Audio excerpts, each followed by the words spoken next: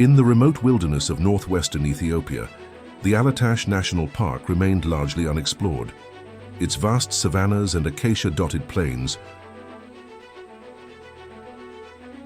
were home to a scarce population of lions, hidden from human eyes for generations. The land was harsh, the competition fierce, and survival was dictated by strength and strategy.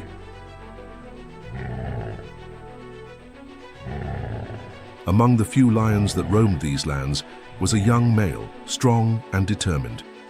His golden mane was still growing, his muscles not yet at their peak, but his ambition was undeniable. He had no pride, no territory, and no legacy. He had spent his early years wandering, avoiding dominant males, and surviving on scraps. The wilderness was both his home and his greatest adversary.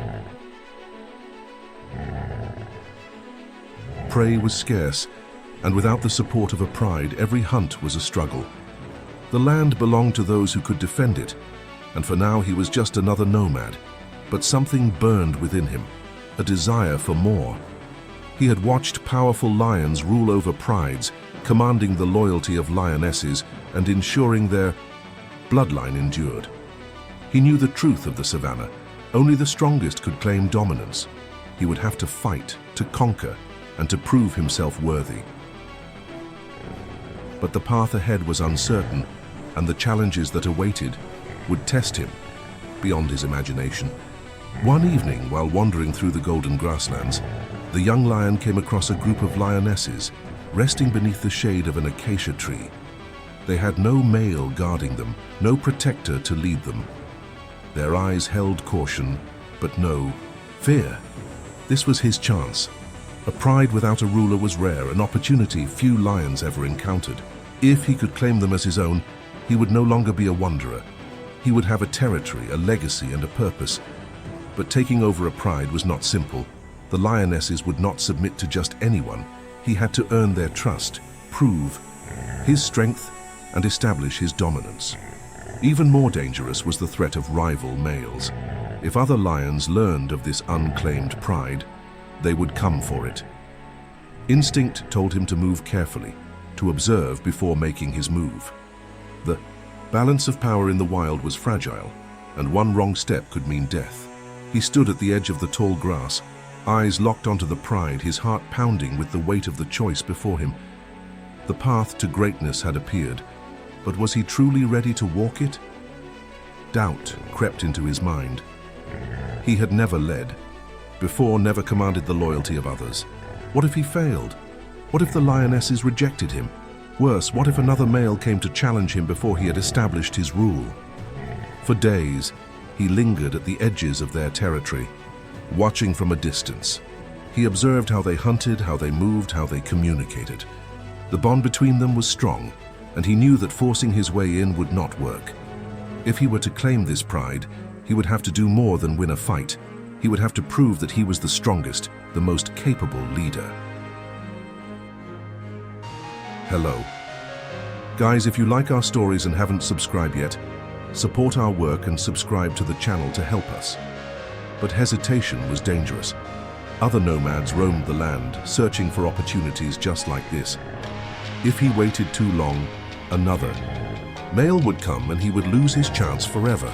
One evening, as the sun dipped below the horizon, he made his decision. There was no more room for doubt.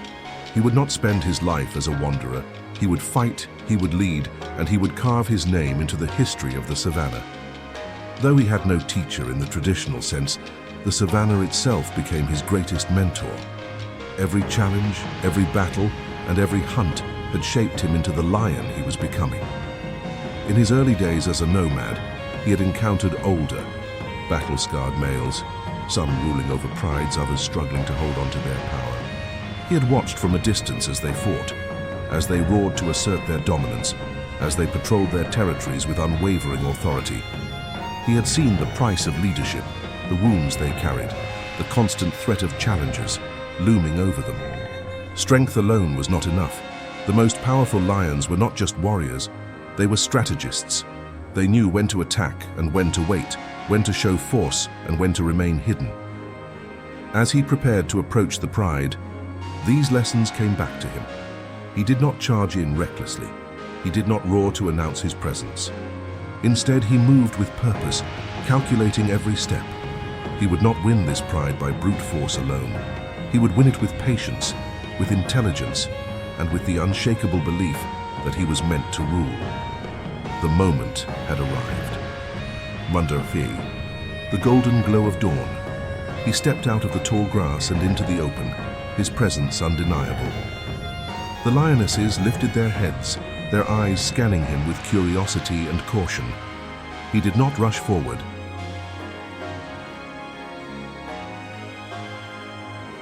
Instead, he walked with slow, deliberate steps, exuding confidence without aggression. He had seen what happened to reckless males, those who charged in, roaring their dominance, only to be driven away by a united pride unwilling to accept them. One of the older lionesses stood, her posture stiff. She growled, a warning rather than a challenge. The others watched, waiting to see how he would respond. He did not back down, nor did he react with hostility. Instead, he met her gaze and stood firm, his muscles relaxed but ready. He was not here to fight them. He was here to prove that he belonged. The standoff lasted only moments, but in the wild, moments meant everything. The older lioness finally stepped back, her growl fading. It was not yet acceptance, but it was not rejection either. He had taken his first step into leadership. The path ahead remained uncertain, but he had crossed the threshold. There was no turning back now. Days passed, then weeks. The lionesses did not immediately accept him, but neither did they drive him away. Slowly, he became a part of their world, joining them on hunts, sharing their kills, watching over their cubs. But the true test of his rule came not from within, the pride, but from the outside. One evening, as he rested beneath an acacia tree, the scent of intruders reached him. Two nomadic males, young and strong, prowled at the edges of his territory. They had caught wind of the pride and saw an opportunity. Most dominant lions would roar, announcing their presence, warning the challengers to stay away. But he had learned a different lesson. Roaring would only draw them in faster. Instead, he watched from the shadows, waiting for the right moment. The lionesses, sensing danger, scattered across the grasslands, as if unaware of the threat. It was a deception, a strategy to lure the intruders deeper into the land. The two males, thinking the pride was unguarded, advanced. One focused on a group of lionesses, while the other strayed further from his companion. This was the moment he had been waiting for. Silent as a shadow, he launched himself at the first intruder. The impact was devastating, teeth and claws, tearing into flesh, muscles straining with raw power. The fight was brief but brutal.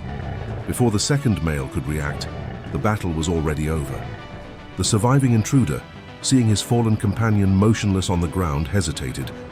Then, realizing his fate if he stayed, he turned and fled into the night. The lionesses, witnessing the display of strength and strategy, no longer had doubts. This was their leader. With his dominance now established, the lion ruled his pride with absolute authority. The lionesses followed his lead, hunting under his watchful eye, raising their cubs within the safety of his territory. His reputation grew, and no other males dared challenge him again, for now. But ruling was not just about fighting off rivals. The greatest challenge of leadership was not the battles won, but the responsibility of ensuring the survival of the pride. The land was harsh, prey was scarce, and threats came not only from other lions, but from hyenas and the unpredictable forces of nature. His legacy began to take shape. Over time, the pride grew, not by adding new members, but through the birth of cubs. Yet something strange was happening. Every cub born into the pride was female. Not a single male heir had come into the world. It was an unusual phenomenon, one that the lion himself could not comprehend. In most prides, males made up roughly 30–40% of the cubs, ensuring the survival of future kings. But in his kingdom, no sons were born. His daughters thrived, growing, strong and independent, but the absence of a male successor cast a shadow over his reign. He had built something extraordinary, a pride unlike any other, but deep inside a question lingered. Was this his greatest triumph, or the beginning of his downfall. Time was relentless, and even the strongest rulers could not escape its grasp. Seasons passed, and the lion who once stood as an unstoppable force began to feel the weight of his years. His body, once carved from raw power, now bore the scars of countless battles. He still walked his territory, still patrolled its borders, but his steps grew slower, his hunts less frequent. Then came the night that would seal his fate. Under the cover of darkness, a pack of hyenas emerged from the shadows. Far more than usual, their numbers overwhelming. The lion, alone on his patrol, saw them approaching. He did not run. He had faced hyenas before, had driven them away time and time again, but this was different.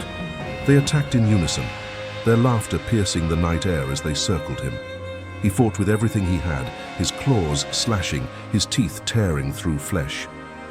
One hyena fell, then another, but more took their place.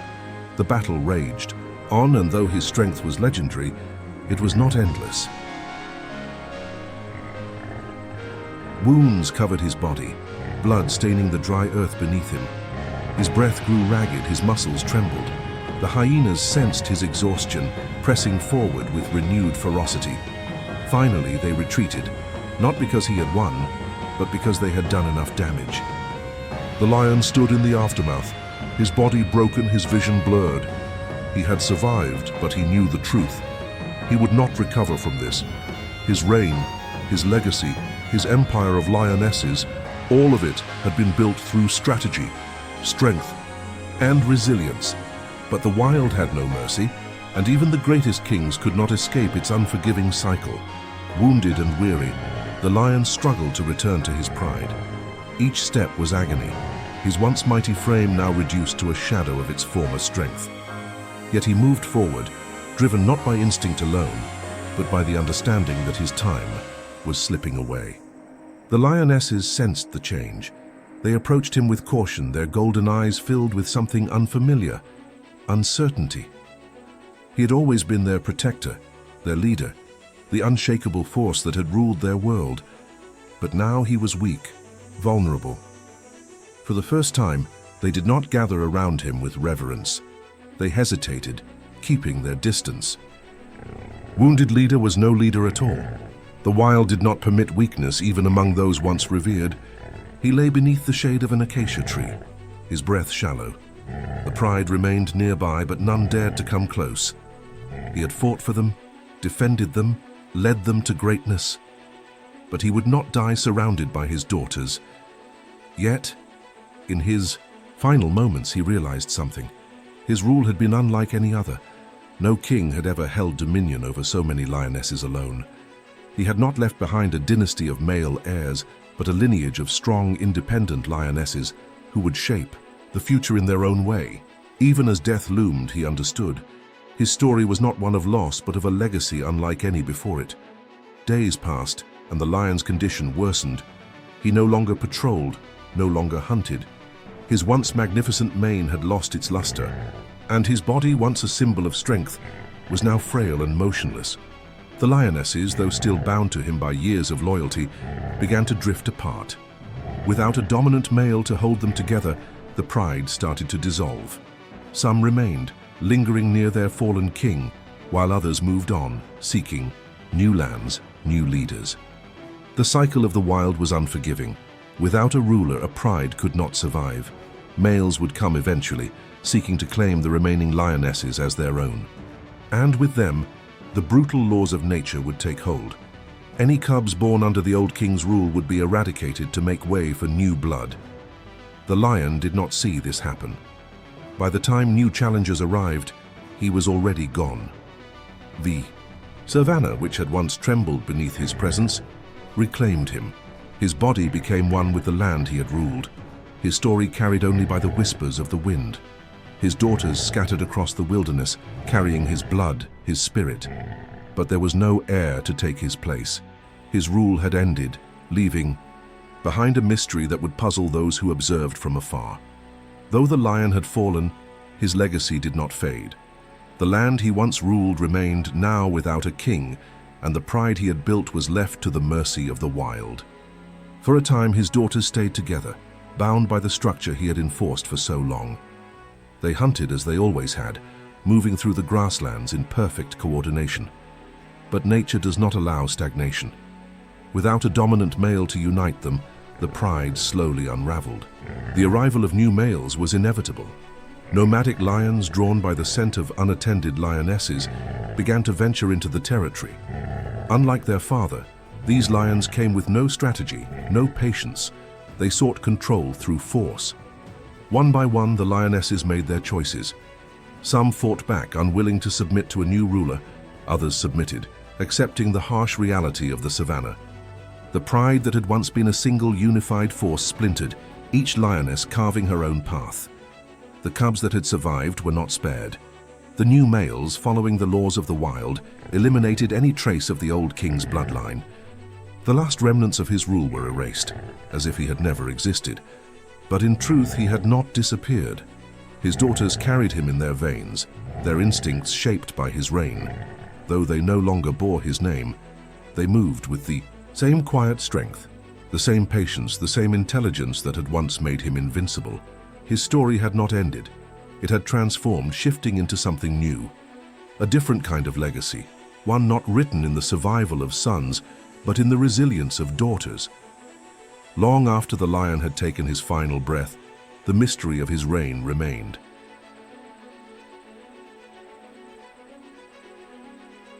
The rangers who had once observed him from afar now pieced together his story, trying to understand the anomaly he had represented.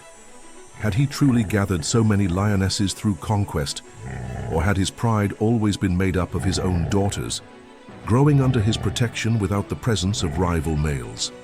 The truth may never be fully known, but one undeniable fact remained. His rule had been unlike any other. No other lion had ever commanded such a vast harem alone. No other pride had seen generation after generation of daughters born without a single male heir. His kingdom had vanished, his name lost to time. Yet in the rare and unexplored corners of the wilderness, perhaps his legacy lived on. In the shadows of the acacia trees, in the silent movements of a lioness stalking her prey, in the unbreakable bond between sisters who had once been part of something greater. He had not left behind an empire of sons, nor a dynasty of rulers, but his mark on the world remained, not in the form of a single successor, but in the countless lionesses who now roamed the land, their bloodline carrying forward the silent legend of a lion who had ruled alone. And so, his story became more than just a tale of power. It became a mystery, an anomaly, a legend whispered through the winds of the savannah, never truly forgotten. If you like our stories and haven't, subscribe yet. Support our work and subscribe to the channel to help us.